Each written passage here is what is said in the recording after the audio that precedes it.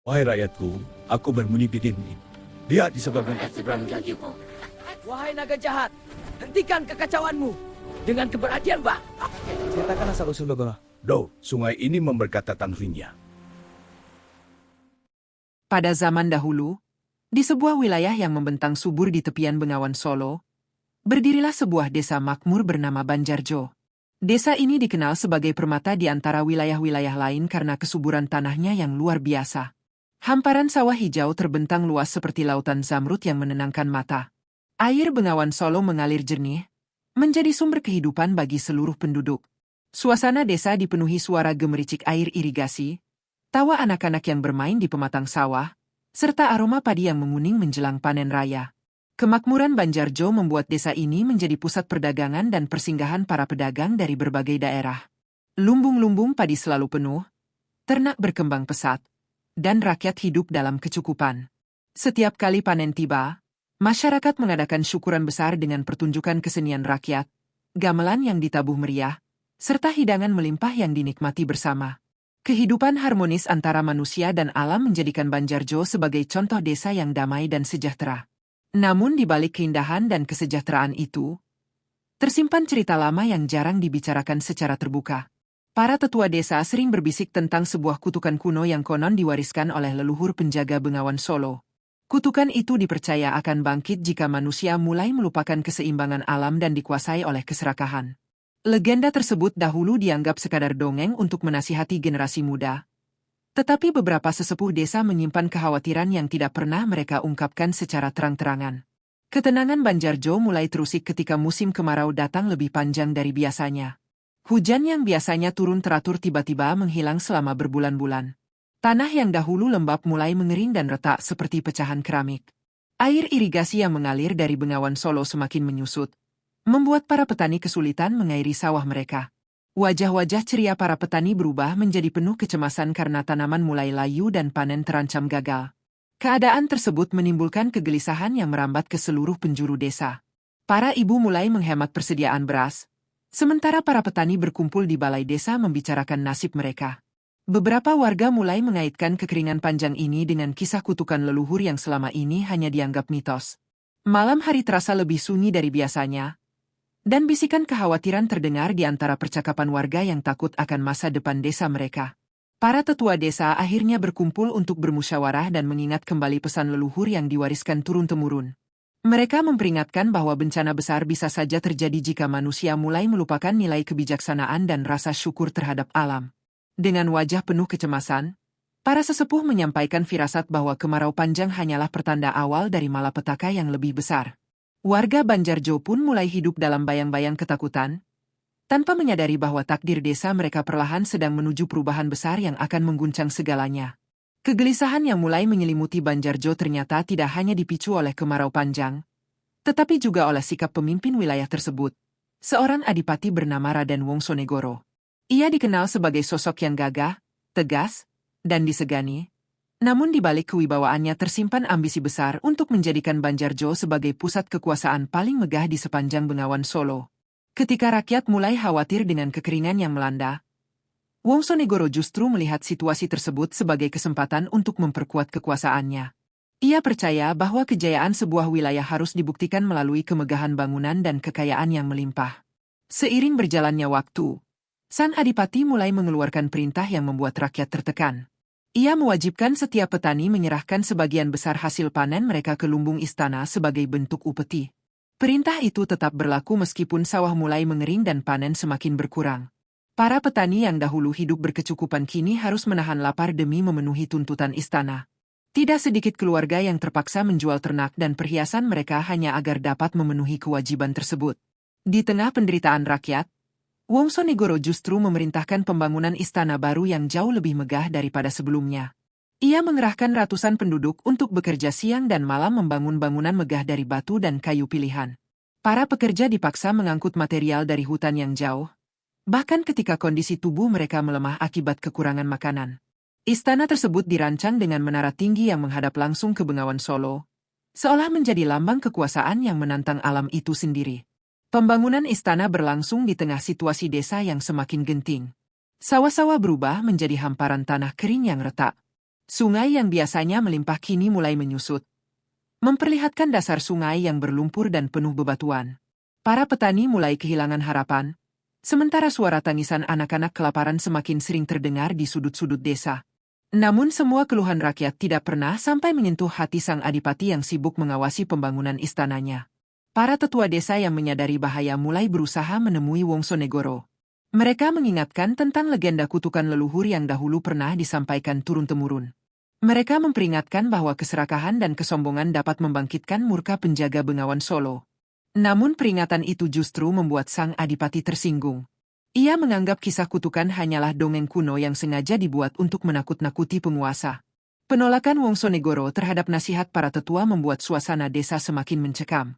Para sesepuh pulang dengan perasaan takut, karena mereka merasa tanda-tanda kemarahan alam semakin nyata. Malam-malam di Banjarjo mulai terasa ganjil. Angin bertiup kering membawa debu yang menusuk mata. Sementara suara binatang hutan sering terdengar mendekati pemukiman, seolah alam mulai kehilangan keseimbangan. Di tengah situasi yang semakin memburuk, rakyat tetap berusaha bertahan dengan cara saling membantu. Mereka berbagi sisa persediaan makanan dan bergotong royong mencari sumber air alternatif. Namun upaya itu terasa sia-sia karena kemarau terus berlanjut, tanpa tanda akan berakhir. Banyak warga mulai percaya bahwa desa mereka sedang berada di ambang bencana besar yang belum pernah terjadi sebelumnya. Sementara itu, pembangunan istana hampir selesai. Bangunan megah tersebut berdiri kokoh dengan ukiran indah dan halaman luas yang dipenuhi patung-patung kebesaran sang adipati. Wongsonegoro merasa bangga melihat hasil karyanya dan menganggap istana tersebut sebagai simbol kejayaan Banjarjo.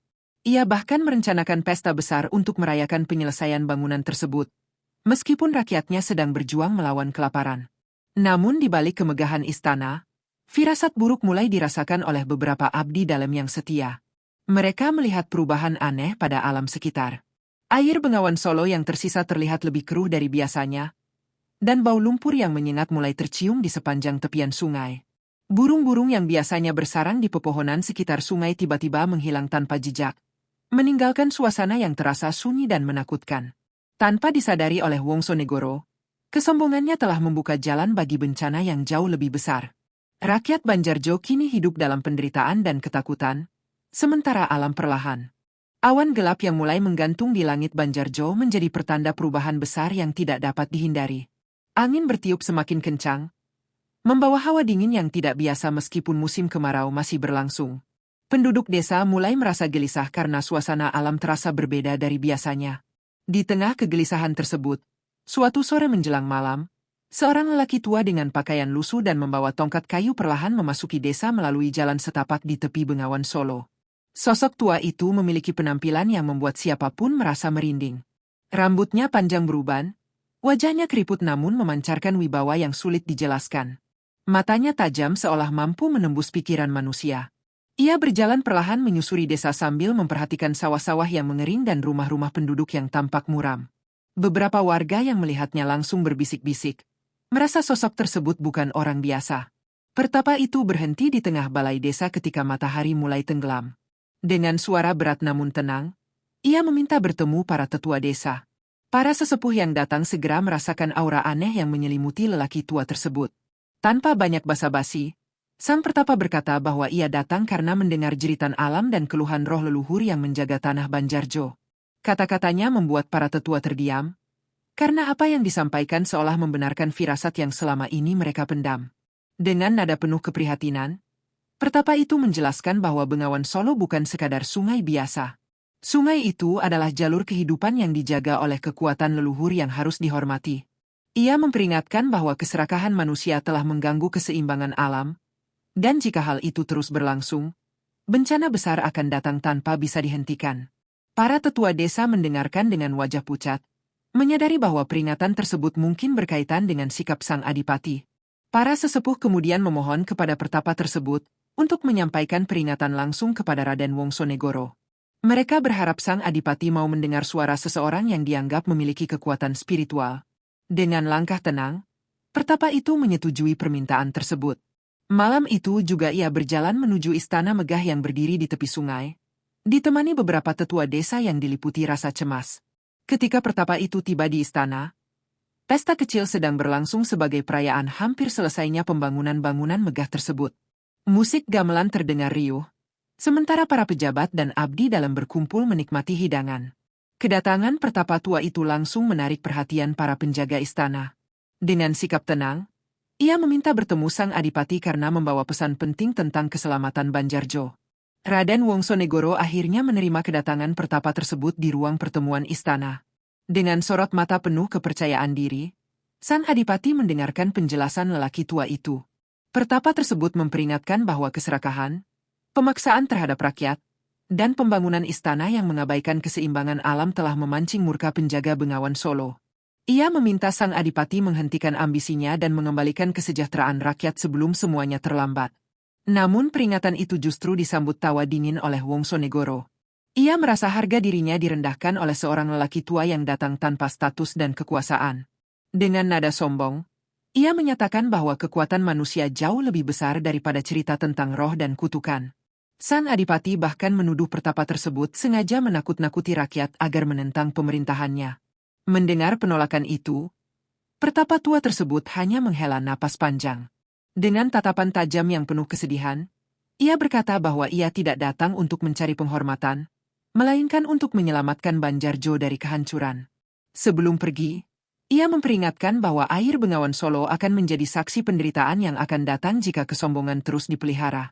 Kata-kata tersebut menggema di ruangan istana, membuat beberapa abdi dalam merasakan ketakutan yang sulit dijelaskan. Setelah mengucapkan peringatannya, pertapa itu berjalan meninggalkan istana tanpa menoleh sedikit pun. Malam semakin pekat, dan angin bertiup lebih kencang dari biasanya. Langit yang sebelumnya gelap mulai dipenuhi kilatan cahaya petir di kejauhan. Para tetua desa yang menyaksikan kepergian pertapa tersebut merasa firasat buruk semakin nyata. Sementara itu, Raden Wongsonegoro tetap berdiri angkuh di balkon istananya, memandang Bengawan Solo dengan keyakinan bahwa tidak ada kekuatan yang mampu menggoyahkan. Beberapa hari setelah kepergian pertapa misterius, suasana Banjarjo berubah drastis. Langit yang sebelumnya kering tanpa hujan tiba-tiba dipenuhi awan hitam pekat yang menggantung rendah, seolah menekan bumi dengan beban yang menakutkan. Angin bertiup semakin kencang, menggoyangkan pepohonan yang telah lama meranggas akibat kemarau.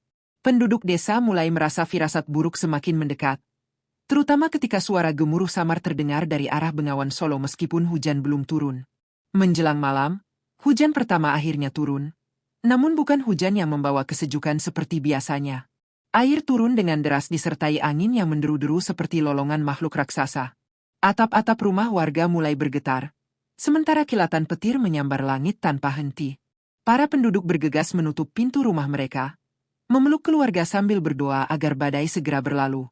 Namun hujan justru semakin menggila, seolah menjadi pertanda awal bencana besar. Hujan yang semula dianggap berkah berubah menjadi ancaman ketika berlangsung tanpa henti selama berhari-hari. Air mulai memenuhi jalan desa, merendam sawah yang telah lama kering. Tanah retak yang sebelumnya menjadi saksi kemarau kini berubah menjadi lumpur licin yang menelan kaki siapapun yang melangkah. Air Bengawan Solo yang semula menyusut kini naik dengan cepat, mengalir deras membawa ranting pohon dan tanah longsoran dari hulu. Para tetua desa segera memerintahkan warga untuk bersiap menghadapi kemungkinan banjir besar. Mereka mengingat kembali peringatan pertapa misterius yang dulu dianggap sebagian orang sebagai omong kosong. Rasa penyesalan mulai muncul di hati banyak penduduk karena tidak mampu menghentikan keserakahan sang adipati sejak awal. Tangisan anak-anak dan jeritan warga mulai terdengar ketika air masuk ke dalam rumah-rumah yang berada dekat tepian sungai. Sementara itu, di istana megahnya, Raden Wongsonegoro masih berusaha menunjukkan ketenangan di hadapan para pengikutnya. Ia memerintahkan para prajurit memperkuat tanggul di sekitar istana dan menganggap banjir hanyalah bencana alam biasa. Ia menolak meninggalkan bangunan yang baru saja selesai dibangun, karena baginya istana itu adalah lambang kejayaan yang tidak boleh runtuh. Kesombongannya membuat banyak abdi dalam diliputi ketakutan, namun tidak ada yang berani menentang perintahnya, tanpa menyadari bahwa takdir Banjarjo kini sedang bergerak menuju titik kehancuran yang tak terelakkan. Di tengah kepanikan tersebut, istana megah Wongsonegoro mulai dikepung air. Halaman luas yang dahulu menjadi simbol kejayaan kini berubah menjadi genangan lumpur. Para prajurit berusaha menahan arus dengan membuat penghalang darurat, namun kekuatan air jauh lebih besar dari upaya mereka. Bangunan bagian luar istana mulai retak, sementara suara gemuruh air terdengar semakin mendekat seperti amukan yang tidak bisa dihentikan. Ketika air akhirnya menerobos masuk ke dalam istana, Kepanikan melanda seluruh penghuni bangunan tersebut. Para abdi dalam berlarian menyelamatkan diri, sementara beberapa prajurit mencoba menyelamatkan harta benda kerajaan. Namun Wongsonegoro tetap bertahan di ruang utamanya, menatap air yang terus naik dengan wajah keras kepala. Ia menolak meninggalkan istana, meskipun bahaya semakin nyata di depan mata. Sementara itu, di tengah hujan dan banjir yang mengamuk, rakyat Banjarjo hanya bisa menyaksikan desa mereka hancur sedikit demi sedikit. Banyak yang kehilangan keluarga, rumah, dan harapan. Di kejauhan, kilatan petir menerangi sosok istana yang perlahan dikepung air, seolah menjadi simbol runtuhnya kesombongan manusia. Tidak ada seorang pun yang tahu bagaimana bencana ini akan berakhir, namun satu hal menjadi jelas. Banjarjo sedang menghadapi hukuman besar yang mungkin akan mengubah sejarah desa tersebut selamanya. Banjir yang melanda Banjarjo semakin tak terkendali, menelan hampir seluruh wilayah desa dan mendekati kehancuran total. Air Bengawan Solo yang meluap terus menghantam bangunan dan menyeret apa saja yang dilewatinya. Di tengah kepanikan rakyat yang berusaha menyelamatkan diri, satu sosok menyaksikan tragedi tersebut dengan hati yang hancur, yaitu Dewi Sekarjati, putri tunggal Raden Wongsonegoro. Sejak kecil, ia dikenal sebagai gadis berhati lembut yang sering diam-diam membantu rakyat miskin tanpa sepengetahuan ayahnya. Dewi Sekarjati berdiri di balkon istana yang mulai dikepung air, memandang desa Banjarjo yang berubah menjadi lautan bencana. Tangisan rakyat yang kehilangan keluarga dan rumah terdengar jelas hingga ke dalam istana.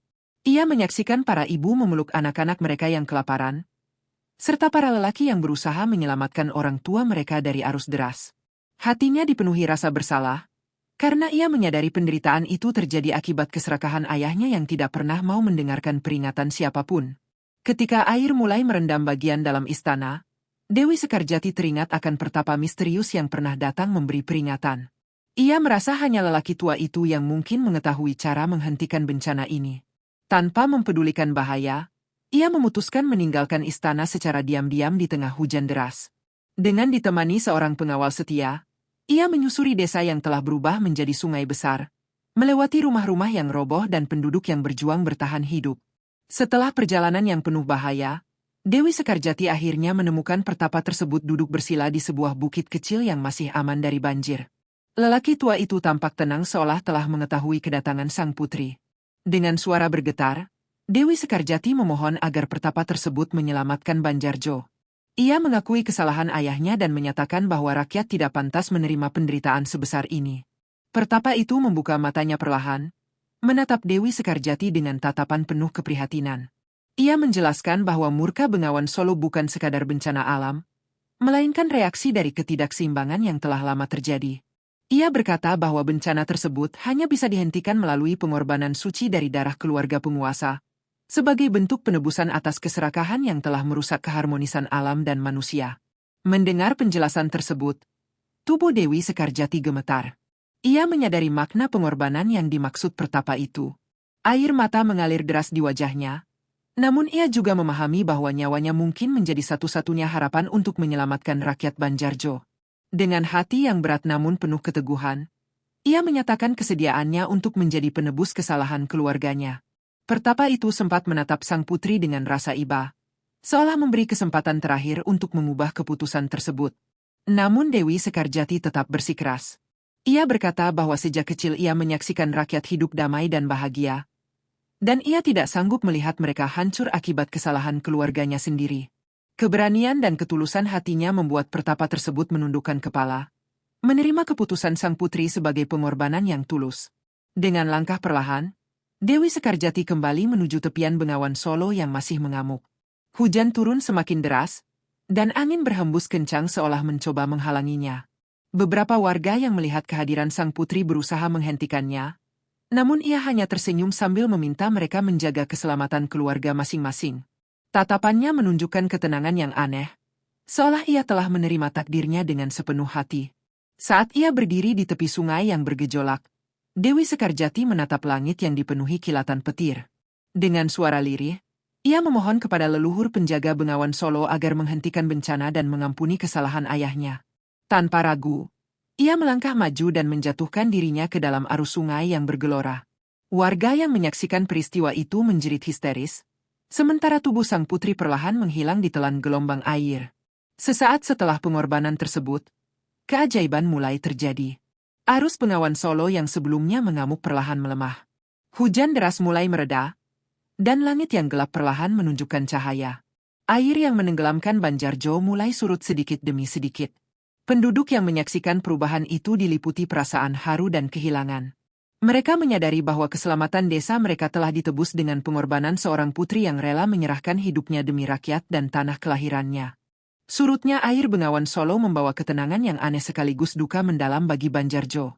Hujan yang selama berhari-hari mengguyur desa akhirnya berhenti, menyisakan langit kelabu dan tanah yang dipenuhi lumpur. Penduduk yang selamat mulai keluar dari tempat perlindungan mereka, menyaksikan kehancuran desa yang sebelumnya menjadi tempat kehidupan mereka. Rumah-rumah runtuh, sawah hancur, dan banyak keluarga kehilangan orang-orang yang mereka cintai. Namun di balik kesedihan itu, mereka juga menyadari bahwa banjir berhenti secara tiba-tiba setelah pengorbanan Dewi Sekarjati. Kabar tentang pengorbanan sang putri akhirnya sampai ke telinga Raden Wongsonegoro. Saat itu, ia masih berada di dalam istana yang sebagian besar telah rusak diterjang air. Ketika seorang abdi dalam dengan suara gemetar menyampaikan kabar tersebut, tubuh sang adipati seolah kehilangan kekuatan. Ia terdiam, matanya menatap kosong, tidak mampu menerima kenyataan bahwa putri yang selama ini menjadi cahaya hidupnya telah pergi demi menebus kesalahan yang ia lakukan. Dengan langkah tertatih, Wongsonegoro keluar dari istana menuju tepian Bengawan Solo yang kini mulai tenang. Ia menyaksikan puing-puing desa yang hancur dan rakyat yang berkabung. Ketika ia melihat bekas tempat Dewi Sekarjati terakhir terlihat, hatinya runtuh sepenuhnya. Ia jatuh berlutut di tanah berlumpur, menangis dengan tangisan yang belum pernah disaksikan siapapun sebelumnya. Kesombongan yang selama ini menutupi hatinya hancur bersamaan dengan runtuhnya istana kebanggaannya. Penduduk desa yang melihat perubahan sikap sang adipati merasakan campuran emosi antara kemarahan, kesedihan, dan harapan. Mereka mengetahui bahwa semua penderitaan ini berawal dari keputusan Wongsonegoro. Namun mereka juga melihat seorang ayah yang kehilangan anaknya dan seorang pemimpin yang akhirnya menyadari kesalahannya. Suasana desa dipenuhi tangisan dan keheningan yang menyayat hati. Di tengah kesedihan tersebut, Wongsonegoro berdiri di hadapan rakyat Banjarjo. Dengan suara yang parau dan dipenuhi penyesalan, ia mengakui bahwa keserakahannya telah membawa bencana besar bagi desa dan rakyatnya. Ia memohon ampun kepada seluruh penduduk, mengakui bahwa ia telah melupakan tanggung jawabnya sebagai pemimpin yang seharusnya melindungi rakyat, bukan menindas mereka. Pengakuan tersebut membuat banyak warga terdiam, karena mereka tidak pernah membayangkan sang adipati akan merendahkan dirinya seperti itu. Wongsonegoro kemudian memerintahkan seluruh kekayaan istana dibagikan kepada rakyat yang kehilangan harta dan keluarga. Ia juga memerintahkan pembangunan kembali desa Banjarjo dengan mengutamakan kebutuhan rakyat. Istana megah yang dahulu menjadi simbol kekuasaannya kini ia jadikan tempat penampungan sementara bagi warga yang kehilangan rumah. Keputusan itu menjadi tanda awal perubahan besar dalam dirinya.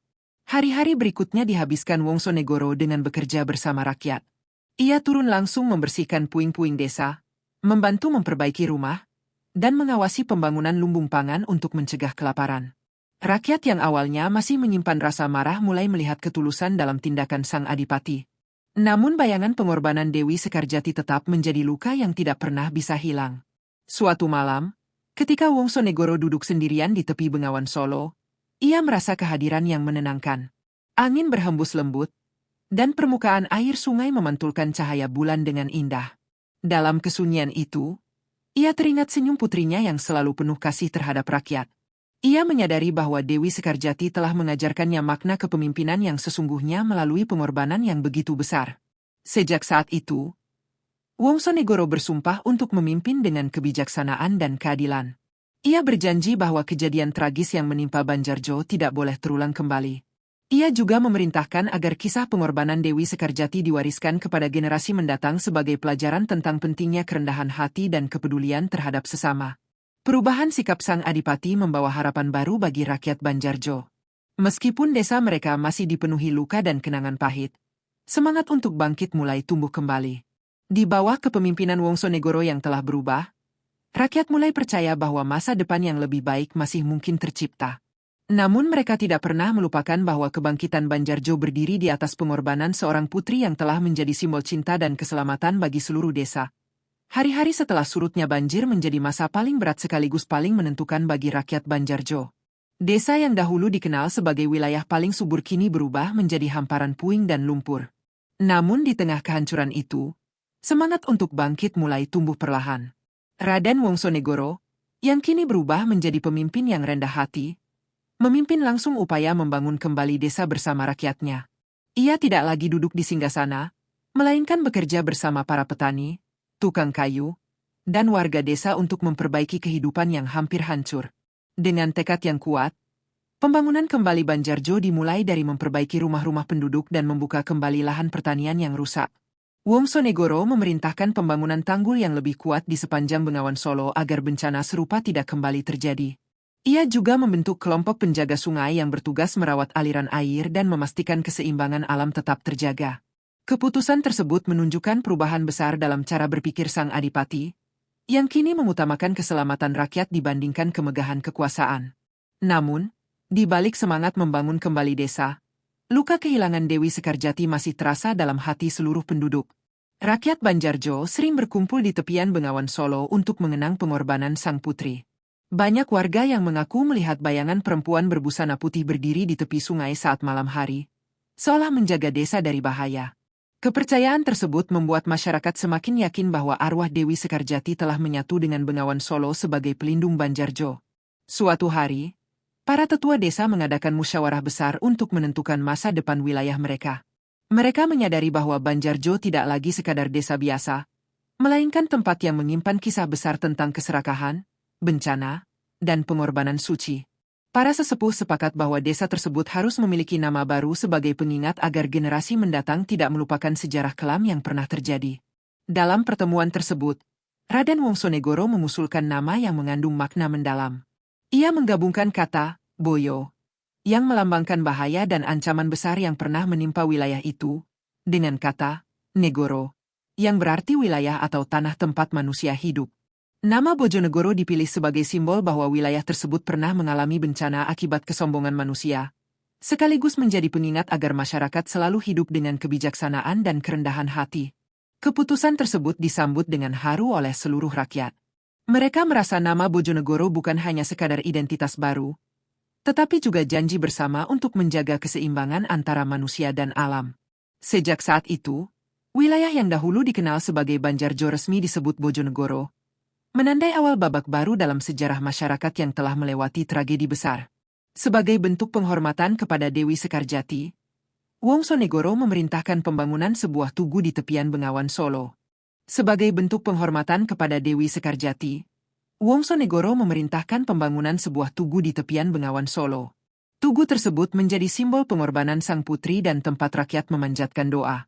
Setiap tahun, masyarakat mengadakan upacara adat di lokasi tersebut sebagai wujud rasa syukur dan penghormatan kepada leluhur penjaga sungai. Tradisi itu diwariskan turun-temurun dan menjadi bagian penting dari kehidupan masyarakat Bojonegoro. Seiring berjalannya waktu, Bojonegoro kembali menjadi wilayah yang subur dan makmur. Sawah-sawah kembali menghijau, dan Bengawan Solo mengalir tenang seperti dahulu. Namun masyarakat tidak pernah melupakan pelajaran dari masa lalu. Mereka hidup dengan menjaga keseimbangan alam, menghormati sungai, dan saling membantu dalam kehidupan sehari-hari. Kisah tragedi Banjarjo menjadi cerita yang selalu diceritakan kepada anak-anak sebagai pengingat akan pentingnya kebijaksanaan. Raden Wongsonegoro sendiri menghabiskan sisa hidupnya dengan memimpin Bojonegoro secara adil dan bijaksana. Ia sering mengunjungi tepian sungai untuk berdoa dan mengenang putrinya. Banyak rakyat yang melihat perubahan besar dalam dirinya dan menganggapnya sebagai pemimpin yang lahir kembali dari kesalahan masa lalu. Kepemimpinannya membawa Bojonegoro menuju masa kejayaan yang lebih damai dan penuh kebersamaan.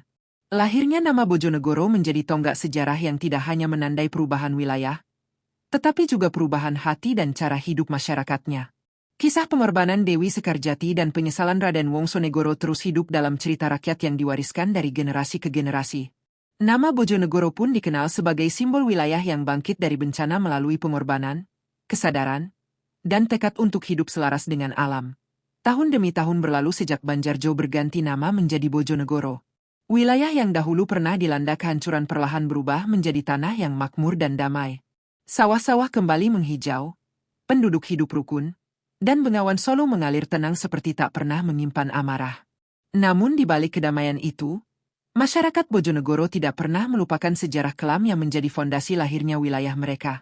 Cerita tentang pengorbanan Dewi Sekarjati menjadi legenda yang terus diceritakan dari generasi ke generasi. Orang tua selalu menuturkan kisah sang putri kepada anak-anak mereka saat malam tiba, ditemani cahaya lampu minyak dan suara aliran sungai yang terdengar samar. Kisah tersebut tidak hanya menjadi dongeng pengantar tidur, tetapi juga pelajaran hidup tentang keikhlasan, keberanian, dan tanggung jawab seorang pemimpin terhadap rakyatnya. Masyarakat Bojonegoro mulai mempercayai bahwa arwah Dewi Sekarjati tidak pernah benar-benar pergi. Banyak warga mengaku pernah melihat sosok perempuan berbusana putih berdiri di tepian Bengawan Solo saat malam purnama. Sosok itu dipercaya sebagai penjaga sungai yang memastikan keseimbangan alam tetap terjaga. Kepercayaan tersebut membuat masyarakat semakin menghormati sungai dan menjaga kelestariannya dengan penuh kesadaran.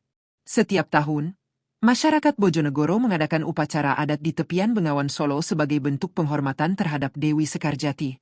Upacara itu dipenuhi doa, tarian tradisional, serta persembahan hasil bumi sebagai simbol rasa syukur. Tradisi tersebut menjadi pengingat bahwa kesejahteraan manusia selalu bergantung pada keharmonisan dengan alam dan restu para leluhur.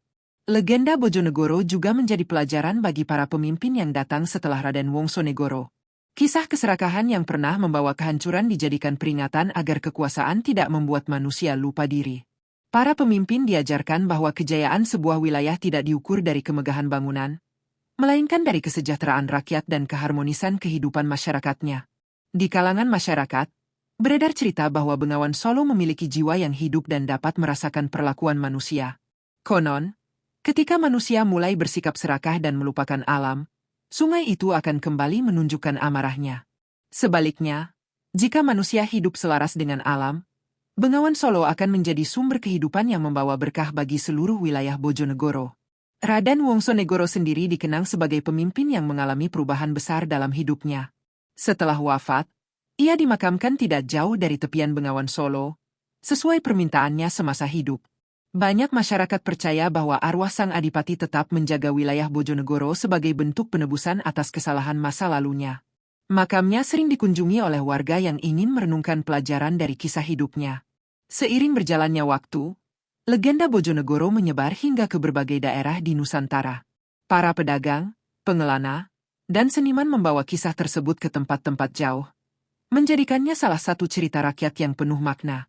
Kisah ini tidak hanya menjadi cerita sejarah, tetapi juga simbol kebijaksanaan yang mengajarkan manusia untuk hidup dengan rasa syukur dan tanggung jawab. Hingga kini, masyarakat Bojonegoro masih percaya bahwa setiap gemericik air Bengawan Solo membawa pesan dari masa lalu. Suara aliran sungai seolah menjadi pengingat tentang pengorbanan Dewi Sekarjati dan perubahan hati Raden Wongsonegoro. Banyak warga yang merasa bahwa selama mereka menjaga alam dan hidup dengan kebijaksanaan, roh penjaga sungai akan selalu melindungi wilayah mereka dari bencana. Legenda asal-usul Bojonegoro akhirnya menjadi warisan budaya yang tak ternilai harganya. Kisah tentang keserakahan, bencana, pengorbanan, dan kesadaran manusia terus hidup dalam ingatan masyarakat.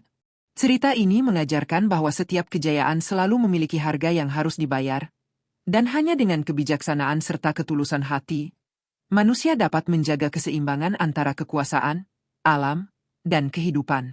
Hingga kini, nama Bojonegoro tetap berdiri sebagai simbol wilayah yang lahir dari tragedi besar, namun bangkit menjadi tanah harapan bagi generasi-generasi berikutnya. Puluhan tahun telah berlalu sejak Bojonegoro bangkit dari kehancuran besar yang pernah melanda wilayah tersebut. Generasi baru mulai tumbuh tanpa menyaksikan langsung tragedi Banjarjo. Namun kisah tentang pengorbanan Dewi Sekarjati tetap hidup dalam setiap sudut kehidupan masyarakat. Para orang tua terus menuturkan cerita itu sebagai pengingat bahwa kemakmuran yang mereka nikmati bukanlah hadiah tanpa pengorbanan, melainkan hasil dari tragedi yang mengubah sejarah wilayah mereka selamanya. Bojonegoro berkembang menjadi wilayah yang semakin ramai dan maju. Pasar-pasar mulai berdiri, jalur perdagangan semakin terbuka, dan sawah-sawah menghasilkan panen melimpah setiap musimnya. Namun, di tengah kemajuan itu, masyarakat tetap memegang teguh adat dan kepercayaan leluhur. Mereka percaya bahwa keseimbangan alam harus dijaga agar Bengawan Solo tidak kembali menunjukkan amarahnya seperti pada masa lalu. Suatu malam, seorang nelayan tua yang sedang mencari ikan di Bengawan Solo mengalami peristiwa yang mengejutkan. Ia melihat cahaya lembut berpendar di tengah sungai saat kabut tipis menyelimuti permukaan air. Dalam keheningan malam, Ia mengaku melihat sosok perempuan berbusana putih berdiri di atas aliran sungai. Sosok itu menatap ke arah desa dengan ekspresi damai sebelum perlahan menghilang bersama kabut. Cerita tersebut menyebar dengan cepat dan semakin menguatkan kepercayaan masyarakat bahwa Dewi Sekarjati masih menjaga wilayah mereka. Seiring berkembangnya cerita tersebut, masyarakat mulai semakin menghormati Bengawan Solo sebagai sumber kehidupan sekaligus tempat suci yang tidak boleh diperlakukan sembarangan. Mereka membuat aturan adat yang melarang perusakan alam di sekitar sungai. Penebangan pohon dilakukan dengan bijaksana, dan masyarakat diajarkan untuk tidak mengambil hasil alam secara berlebihan. Kepercayaan ini menjadi fondasi kehidupan sosial masyarakat Bojonegoro yang terus diwariskan turun-temurun. Di kalangan para pemimpin wilayah, kisah Raden Wongsonegoro menjadi pelajaran penting tentang makna kepemimpinan. Para pemimpin baru selalu diingatkan bahwa kekuasaan tanpa kebijaksanaan akan membawa kehancuran.